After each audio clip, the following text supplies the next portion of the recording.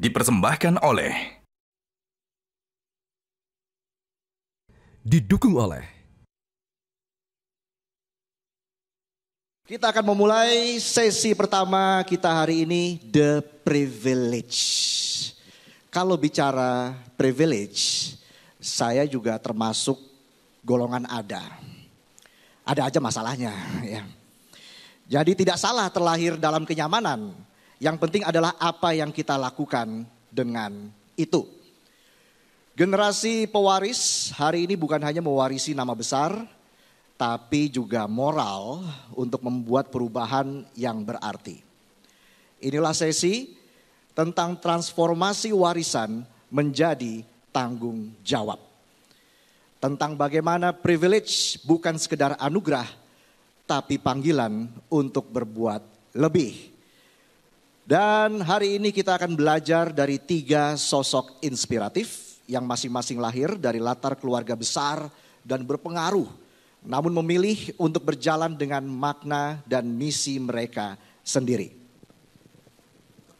Langsung saja kita undang narasumber kita di sesi yang pertama ini. Yang pertama adalah Peter Scherer selaku CEO Wahyu. Kami persilakan untuk naik ke atas panggung.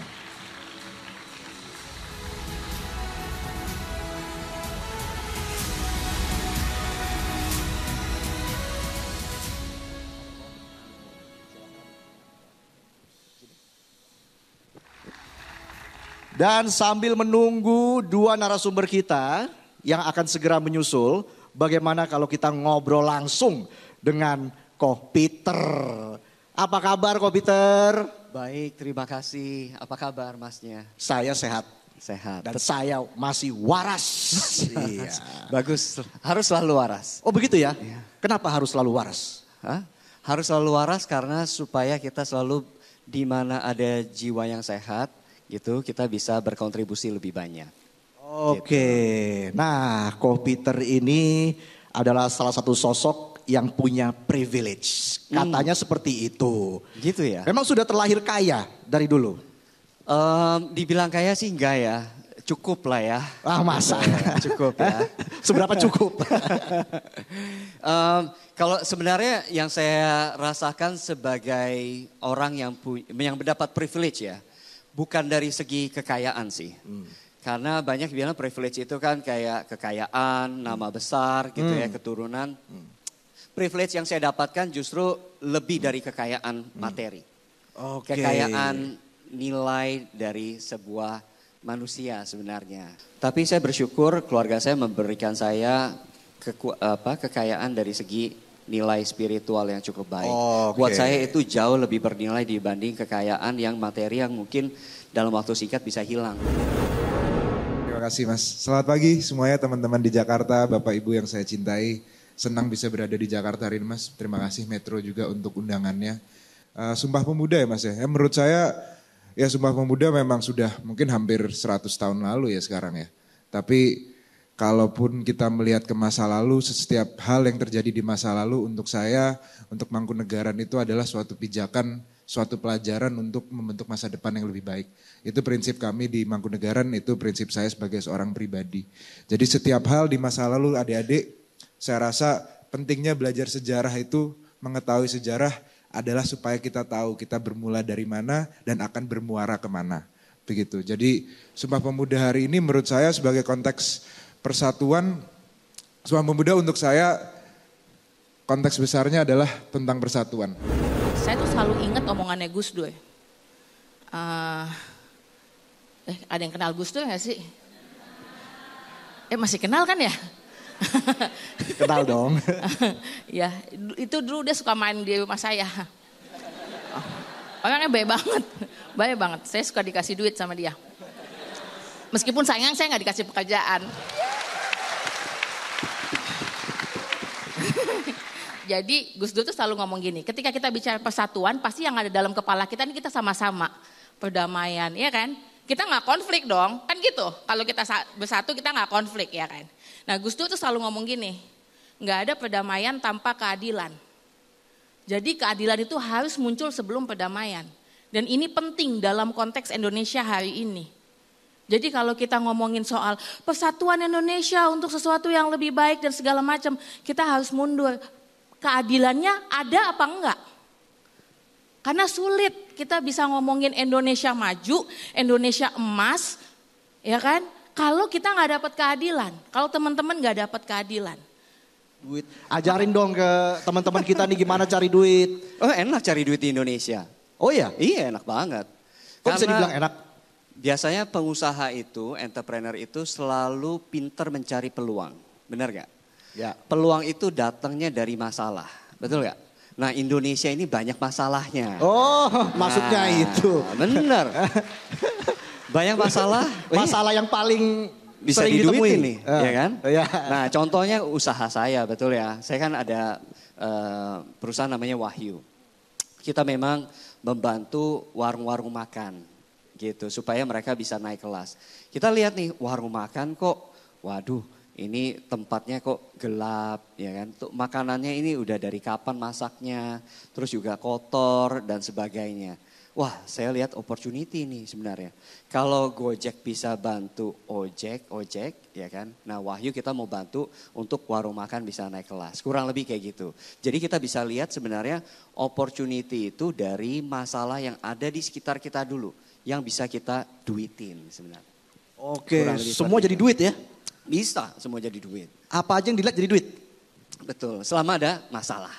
Bagaimana saya berdiri di sini hari ini dengan segala apapun itu yang saya miliki melalui karena Mangkunegaran.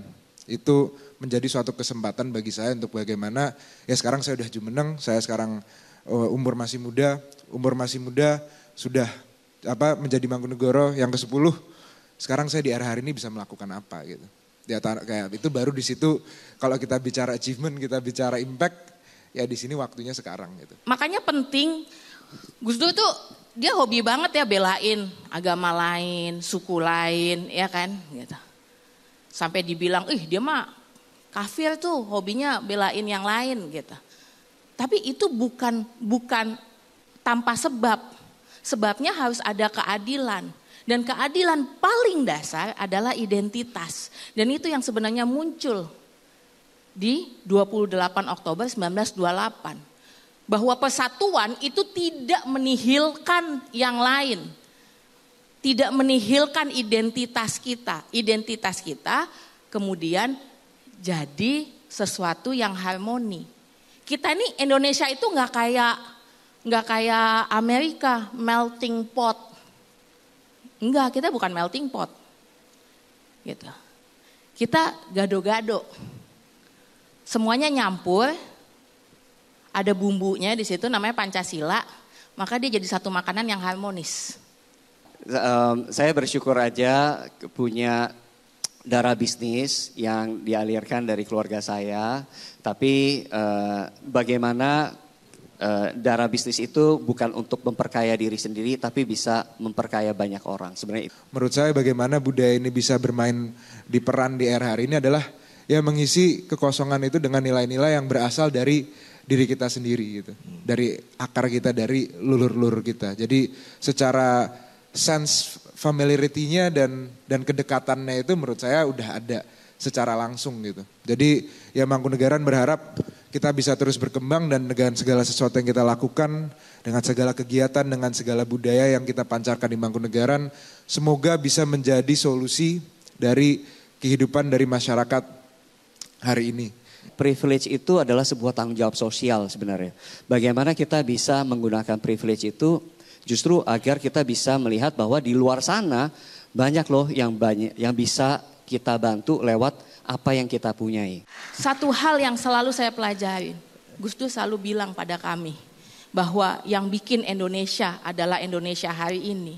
Yang bikin dia bisa jalan, yang bikin Indonesia bisa maju, yang bikin Indonesia dikenal di luar, itu bukan pemerintahnya. Bukan mereka, tapi kalian semua. Kalian tulang punggungnya. Simpul-simpul sosial itu yang bikin Indonesia jadi Indonesia. Wow. Jangan berhenti jadi gelombang besar. Kita akan ciptakan gelombang besar untuk Indonesia 2045. Zaman boleh maju gitu ya, zaman boleh modern. Tapi kembali ingat bahwa kita Indonesia. Kita harus cinta tanah air kita harus cinta sesama kita, dan kita harus rubah yang tadinya negara maju itu biasa self-love, selalu bilangin self-love. Tapi bagaimana kita bisa merubah self-love jadi share love. Baik, silakan teman-teman mengambil foto terbaik.